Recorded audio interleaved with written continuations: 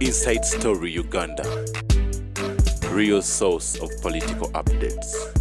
Kale okyali ku Morning Express ko Sanyuka TV dakiika 3 zokka zezule ku essaawa 3 ez'enkya olunaku olwaleero. We have about that. That's the only time we have kubeera nga tuwayam the Captain Francis Babu, and I hope we shall use our time quite well olunaku olwaleero. Well, Captain Babu akadde kafe kagenze, but njagala tutandikire buterevu. I was really very concerned bwe nalabye akatambi mu bigambo byo ng'oyogeza ennyiike, obulumi n'obusungu ku byava mu kamyufu k'ekibiina kya NRM. And I wanted to understand why. Mukama wange neyanza ege. Mwe mulaba ekintu kye bayita NRM ekyatandika mu 2005 ng'ekibiina. Naye nze enzira y'emabega ne ndaba gye bayita revolution. Lwaki abantu bagenda ne bagamba nti ebibaddewo birekeraawo. Omutawaana gwa Uganda tegutandise leero, bino bye mulaba kati. Bino bwe mulaba bubonero olw'ebintu ebikoze eki ebyonoonese. Kati boddayo mu myaka giri okuva ddala mu 5 n'ogamba nti naye ebintu bino bivaawa. Noddayo n'ogamba nti twalina wano engeri gye twali twefugamu wano mu Buganda. Era twalina obwakabaka wano mu Buganda, Ebunyoro, so omuzungu bwe yajja wano yasanga nga tulinawo system yaffe, enkole yaffe, engeri abantu gye beefugamu. Oba nnungi oba sinungi yali ki? Ye yali yaffe. Kakati ekyo bwe kiggwa n'olyoka ojja ng'otambula okuviira ddala omuzungu lwe yajja wano mu 1962 speaker lwe yajja ne Stanley najja abaana ne bajja. Omuzungu ekyali kimuleeta mu nsi zino yajja kunoonya busuubuzi. Naye yali tanaba kujja nga Abawarabu bajja dda mu by'obusuubuzi.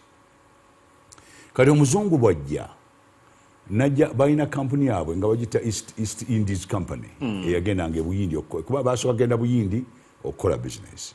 Kati bwe bajja wano bavudde mu Zanzibar ne Mombasa ne batuuka wano baali bazze ku byabusuubuzi. Bano baali bazze kunoonya bali luddawa abasuubuzi ne babagoberera. Era omwami eyasooka okujja ne bamuyita Captain Lugard. Teyajja lwa gavumenti ya Bungereza, yajja nga omuntu akuuma obusuubuzi bwe baali baagala ng'amasanga, obugagga obutali bumu obwali bwetwagibwa.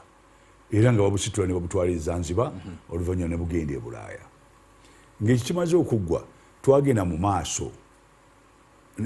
Abazungu ne bagamba nti bano balungi nnyo tukolagane nabo. Kati ne baleeta amakanda wano ne bagasimba. Oluvannyuma Captain Lugard Bungereza ne mugamba nti kaakati katufuge Uganda. Okuva olwo okutuukira ne bakola endagaano ezawerako ne Buganda yasooka Tooro ne Ankole ne batandika Bunyoro n'egaana. Abasajja abo ne batwala ow'e Bunyoro n'ow'e Buganda yali atandise okwegugunga ne babatwala mu bw'omwanganguse e Seychelles ne Zanzibar. Era oluvannyuma baabakomyawo. Naye oli ow'Abanyoro yafiirayo. Oluvannyuma ne Mwanga naye n'agenda. Naye Mwanga bw'akomawo abaali bamuwerekerako omusajja gwe bamuyita Mutajaazi omanyi? Wali ekibuli. Mutajaazi omu ku baali bawerekera yali ava mu Komoro naye nga mu Zanzibar yawerekerako n'omusajja omuzungu gwe bayita yatwala Bunga. Kakati oyo muzungu bwajja naba in fact Kabaka n'amuwa n'omukyala omumbejja n'amuwasa. Era n'abeera kuno. Kakati history omuzungu akolagana naki ne Buganda. Naye olw'amaanyi amangi basobola okukakkana Mwanga ne bamuggyako ne bateekawo mutabani we Muteesi gundi yaddako. Kakati awo Buganda netambulira ku ndagaano ez'Olukumi olwo nga bafugira mu gundi bafugira mu Bwakabaka. Ne bajjira ddala tewaliwo wano bino bye muyita simanyi democracy tebyaliwo. Ne balyoka bajja awo mu gundi ne bakola ekintu kye bayita legico ngeri nga parliament yasooka kubeera y'Abazungu. Legico. Legico. Legislative Council. Oluvannyuma ne bateekamu abayindi nga tuli mwana eyo. Oluvannyuma ne bateekamu abaddugavu mu 1950 n'omusobi. Awo no mu 5 ne batandika okutuleetera sisitemu yaabwe. Kakati ezino endagaano nga Buganda, endagaano nga Ankole n'ebirala baabivaako bo ne bakola ensi gye bayita Uganda. Baagikola na Baliini. So omuzungu yatufuganga ng'ayitira mu bakulembeze ab'ennono mu bitundu ebitali bimu. Awala ne bo ne basimbayo amakanda nga bafuga butereevu gye bayita unitary. Eyo mu mambuka eyo ne mu West Nile. West Nile ne bagituwa okuva e Congo, ne Kigezi ne bagituwa okuva e Congo ne tuyoka tufuna Uganda. Mu 1926 ye Uganda eno gy'olaba kati. Mu 5 ne baagala baleete ebibiina by'obufuzi. Era baatandikawo UNC n'abantu baffe abamu. UNC yali abaprotestanti ne batandikawo ne DP abakatuliki ze pate bbiri. Awo no wetandikira ono gundi system yaabwe. Olwo nno bakola abantu abajja okudda mu bigere byabwe nga bo bagenze. Ate bakyaliwo. Era mu 1961 kati n'obeerawo okusika omuguwa. Abuganda niffe twakola agreement nammwe ate mwe mutugamba Uganda yeeriwa. Ffe twagala mukole ebyaffe. Awo ne basika omuguwa 5 mu 8 tugenda okumaliriza nga bakoze Legico batudde yo kati Jamaica City Council yali Legico bwe bali batuula era abaddu bwe batwalamu bamanyiddwa saagala kumala biseera. Kakati mu 1961 era Buganda ng'egamba nedda ffe tetuli Uganda ffe tuli Buganda. Mu 61 ne bakola elections DP n'esinga naye Buganda nga teriimu. 62 oluvannyuma bamaze okutuula e Bungereza mu nnyumba gye bayita Lancaster batudde ne bakola constitution ye maffe yalimu federal system, semi-federal, unitary. Ensi emu ng'erimu system meka 3 ate tulina ensi meka 3 nga zifugibwa wano okuva e Kampala. Tugenda okumaliriza nga Buganda ekoze abaali bawagira Buganda nga bakoze ekibiina kye bayita Kabaka yekka. Nga bali bannaffe balina UPC ne beegatta ne basinga elections ne tufuna gavumenti eyasooka okuva mu 62 okutugenda maaso. Naye ng'ebibiina awo byava emabega nga bisika omuguwa. UNC yatandise mu 5 nga ekutusemu 2 abatali ba Buganda n'aba Buganda. Tugenda okuza nga UPC bagikoze era nga yeri mu mukulembeze ne Kabaka yekka. Twali twakamala okukola parliament bonna ne basala eddiiro ne badda ku ludda lwa gavumenti. Owulidde? Ebibiina nno okati mulabe ebibiina engeri gye bikola n'empisa zaazo. Era wano mu 6 batwali abantu baatema amatooke g'abantu. Abantu baatiisatiisa abantu mu byalo eyo. Bino byolaba kati byaliwo. Kakati ngenda okumaliriza. Ebibiina kasooka nga tubifuna n'okutebitebeeranga bya mirembe mu nsi yaffe. Ebbanga lino lyonna okuva eyo. Kakati NRM bali eyo nga baagala okutereeza ebyo. Baaga nti atugyewo ebibiina tusooke tukole sisitemu ejjo tuyamba abantu baffe basooke bategeera ebyobufuzi. Era ne baba nga batandika okulonda ku RC1 okuva ddala ku kyalo. Kakati baga nti ab'oku kyalo bonna buli muntu amanyi munne beerondemu abakulembeze. Gundi eyo yali nnungi era ne beerondamu bwe baamala ne bagenda ku yokubiri n'eyokusatu. Njagala okutwala mu kisaano okuga nti Amerika bwe bali batandika demokrasi yaabwe bali tolina ettaka oba kibanja nga tolonda. Ekitegeeza era baddayo wansi ku kyalo. Akati okulonda okwo ne kati kukyaliyo mu Amerika. Pulezidenti wa Amerika talondebwa bantu bonna, alondebwa electoral college. Eva ku kiri nti okubeera muli otyo kubanga omanyiddwa wani. Kubanga era bw'olwamu mu kyalo otuuka nti ono waawa ono si waawa. Otuuka kubanga lwe bakumanyi. Kakati kyova olaba nti singa twali tugobedde sisitemu eyo abantu bandibadde basengejjebwa okuva ku kyalo okutuukira ddala. Kati ekyo tugenze tukopya biri ebibiina. Ebibiina bye tukopa, sisitemu gye tukopa gye tujja mu 2025 y'Abamerika. Abamerika balina capitalistic system. Capitalistic system ekozesa ssente. Capitalistic system ekozesa okukanga. Asinga ssente basinga okutiisatiisa yawangula. Kakati ebyo bye tukopye. So kye kyakutanudde n'oyogera n'obuso. Ekyantanudde kye kino. Bakkiriza abantu abamu abali kumpi n'omukulu baga nti abo tebakyayi abo abantu tetukyalina mugaso mwe Babu temukyalina mugaso tetulina mugaso tetulina ssente tuli baavu nnyo kakati system gye baleese si abaavu so nga bakijja ku kyekyo kapiteni anti kakati bo balowooza omanyi mu maanyi oba power wali ebintu bibiri waliwo power y'ebyobufuzi state power niwoberewo ne money power kati abantu abamu bafunyeyo ku busente balowooza nti money power esobola okukuwa state power tuli fenna ate nga buli muntu akiraba kakati olwokuba nti wabeerawo abantu abatalina ssente abamanyi ddala politics bano bakozesa ssente okuboonoonera akati oli naga nti oyo nno bwanajja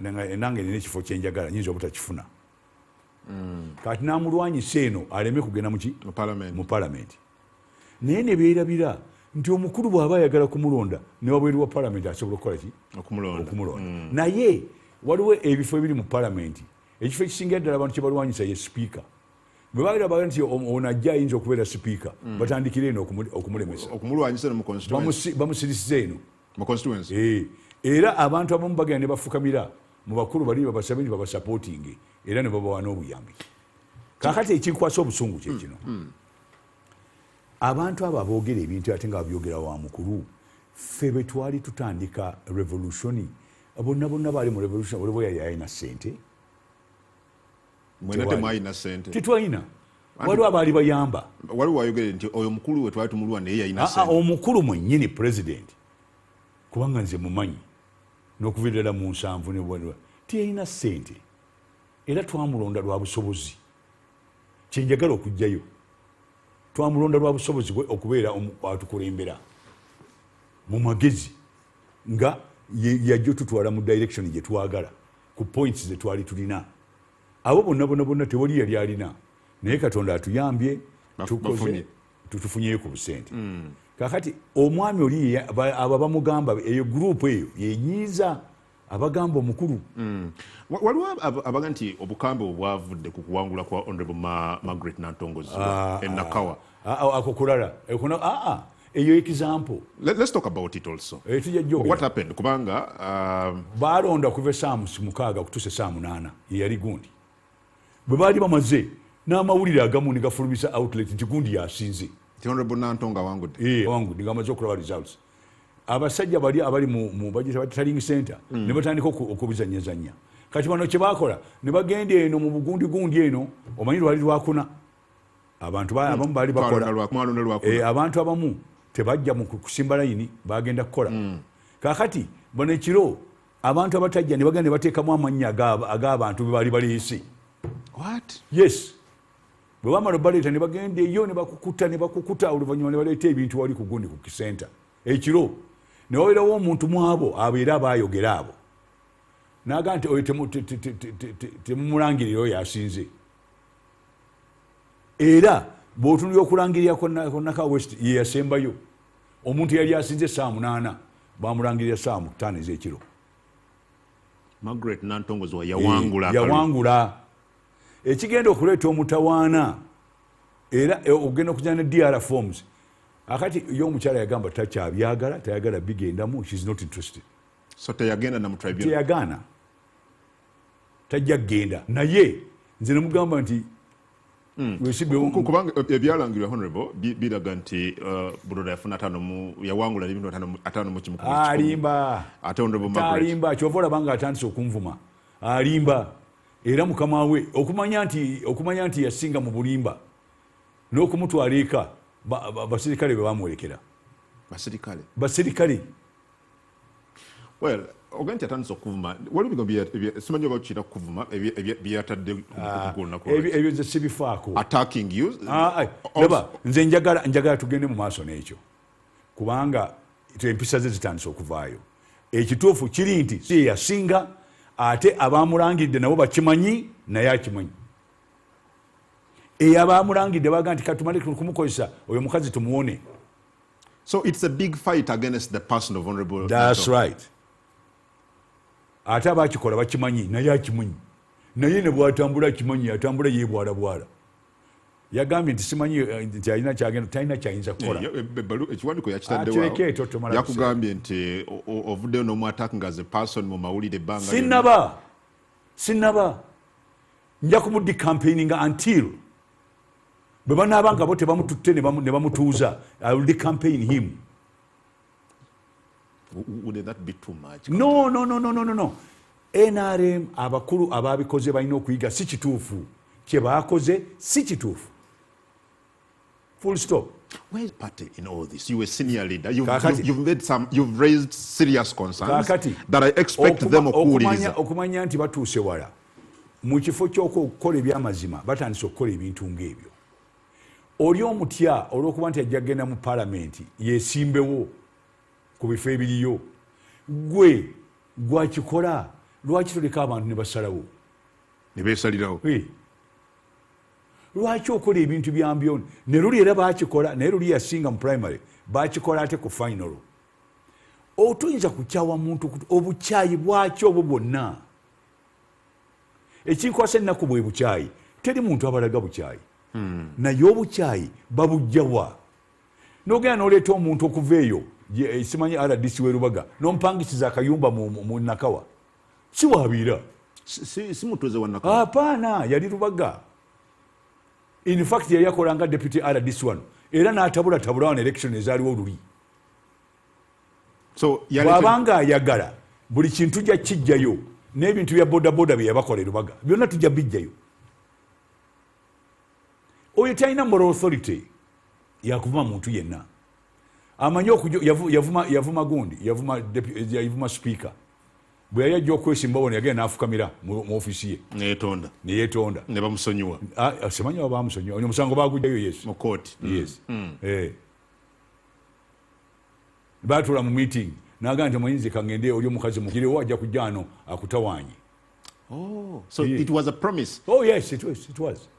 Oh yes. So there are fears nti Honorable Ziwa singa abawangudde asobola ogenda mu parliament n'ayagala entebe ennene mu parliament. Sikwagala agigamu lwesi byakwagala bino si byakwagala kankubulire waliwo omwami bamuyita Likwanyu yagamba Singapore yagamba nti the worst thing about corruption si ku ssente naye kwonoona bitongole kwonoona abalina talanta nelyoka ofuna kye bayita brain drain ina talanta ne tubafiirwa olw'okuba waliwo abantu abalina omululu nga batya yeeyagaliza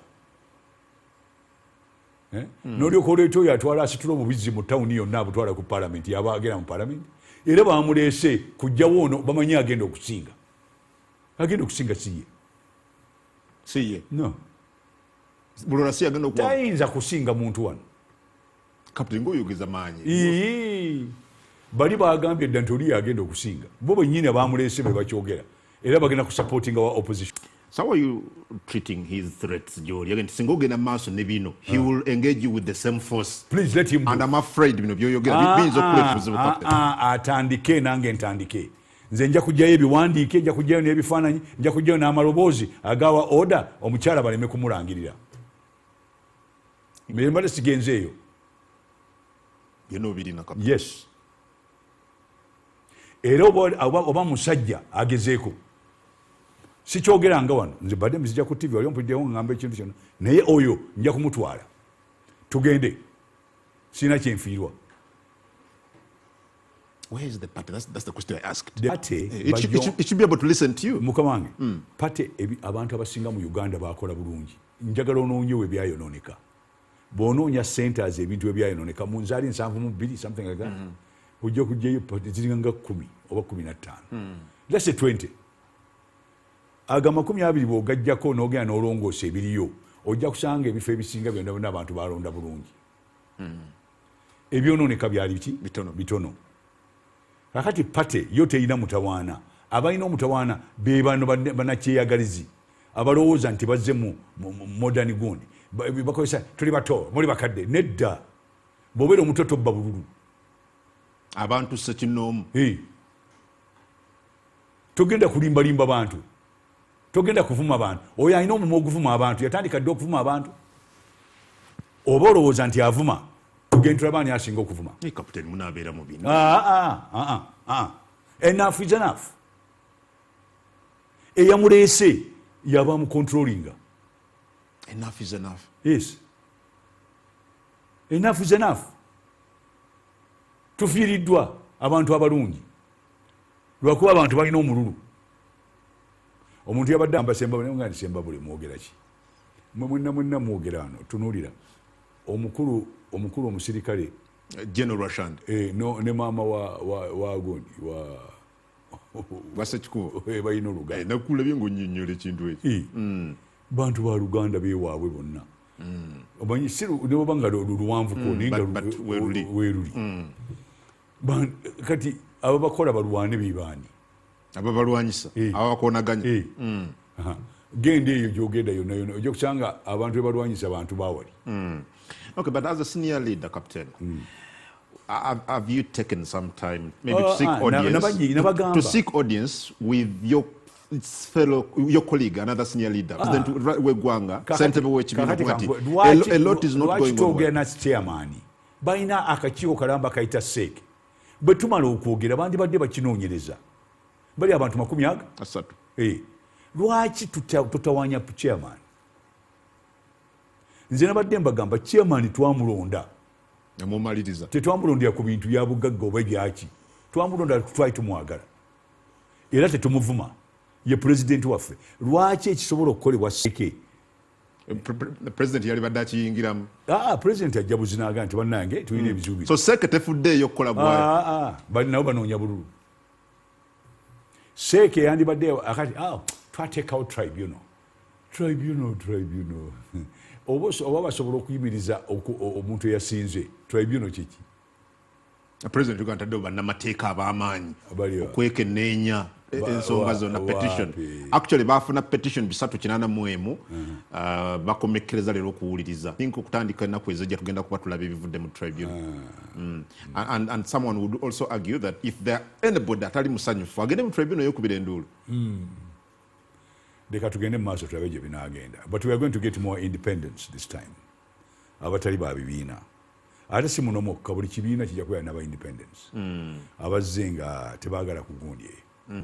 Ongambye neewuunyiza. So someone else wins and they announce a different person. Oh, yes. Because of some personal intention. Hate. It is hate. Buchai. Gogamba nti nze nakozesa hate. Nze nakozesa busungu bo baakozesa hate. Buchai obw'amaanyi ennyo. You sounded very bitter. I am very bitter. Because you do not bring hate in democracy. And you do not cheat in democracy. It's not good. Si kirungi. Okubba, okukyawa, n'obusosoze. Byonna mu ebiri. Byonna mu ebiri. Obusosoze buzze mu bintu bino. Ate Uganda, mwatu Uganda, njagala okwebaza bannayuganda. Abantu abanoonya obubuddamu bonna babaaniriza. Twatandika okufuna ab'obubuddamu abava e Rwanda mu 1959. Owulidde? Ne tufuna ate mulowooza nti batuusi bokka nedda n'abahutu abamu bajja ne beebirimbika eyo ne basomera ne wano. Waliwo bano abavudde mu Sudan obawulira. Wali abaava e Congo. Uganda nga buli muntu emukola ki? Emwaniriza. Abamu ne bafuuka bannayuganda. Okay.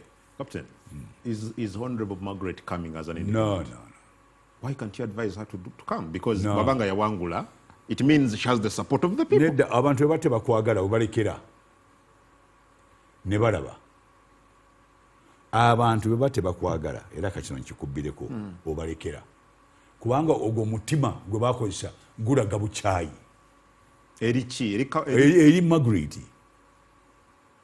Bukyayi obubi ennyo ate obwekyana ekito. Yebakola ki? Kyavira tulaba kye bamukola ng'ali Arusha. I remember. Ate oyo omukyala omanyi nti omukyala bwe yali mu parliament yali chairman wa presidential committee. Oyo omukyala yalwanyisa abantu bagula ennyonyi ya president. Naye waliwo abantu abaali bagigaana abasinga baafuuka ba ministers. Omu ku bo ye minister wa gender. Okay. N'abalala waliwo yali minister Katonda yamuyita. naye mbadde nja kukulaga nti okukyayi simanyi gye buva naye nga bw'amaanyi nnyo. NRM gye mbadde mwenyumirizaamu Captain bweti bwefaanana really that individuals can do all these things with impunity and nothing is done. I don't think it will be done because the people who have got the power, abalina power, balabika kibaagala. Ate abantu abalina power, they are not a joke. But President yavayo n'avumirira ebikola bwe biti. Abimanyi. Mu bbaluwa ze 3 ze yawandiika Kanifu Makawe. Abimanyi n'abantu abamanyi. Why can't he crack the whip? And that's what I was trying to tell you. There's no need even to talk to him. He has got the power to find this information. Ayisobola okunoonya n'amanya nti ono bakoze bwe bati. So it's up to him. Yandibadde aga nti bino binyono ate bino byonna bikoleddwa okusooka byonoona ekibiina n'ebibiina. Tekyonoona NRM yokka. Ekyokubiri kyonoona ensi n'abagenda okugikulembera. Tugambe tubeerawo nga tuswala. Obeerawo ng'otudde naye ng'abantu eno munda bakusekerera. Bakuyisaamu n'amaaso. So, ebikoleddwa byonna byonoonye. Ate, unfortunately, bisobola okulongoosebwa. Omuzungu alina akagambo nti better late than never. Era nature teri system mu Lungereza gye bayita perfect. Buli system eriko akamogo. Kakati akamogo akali ku system tulina okukafunira eddagala. Temuyina nkola mu kibiina eri esobola okumalawo ensonga. Weeri bangi abasobola obikola naye kati buli muntu ali ku lulwe. Basiza akazigo tulina tribunal ekoliki. Omuntu eyawa order baleme kubala muntu atasobola tribunal okujiwa order. Omuntu watuukira returning officer n'akyusa results nga bamukubidde essimu bono bwagenda mu tribunal omukulu ne bamukubira essimu eyitamu. Do you have doubts in the tribunal? Yes, I do. You don't trust it? No, the people in tribunal might be good, but the power there can control the tribunal. Basobola controlling the tribunal. Naga nti kino kye twagala kye mukola. Okay, nga tumaliriza. Where do you see all this end? At least the other person is vowing okulagako. Kakati wano wetutuuse. Bannayuganda bajja kuseka busesi. Bagamba nti bwekityo bwe kiri. Bantagambwako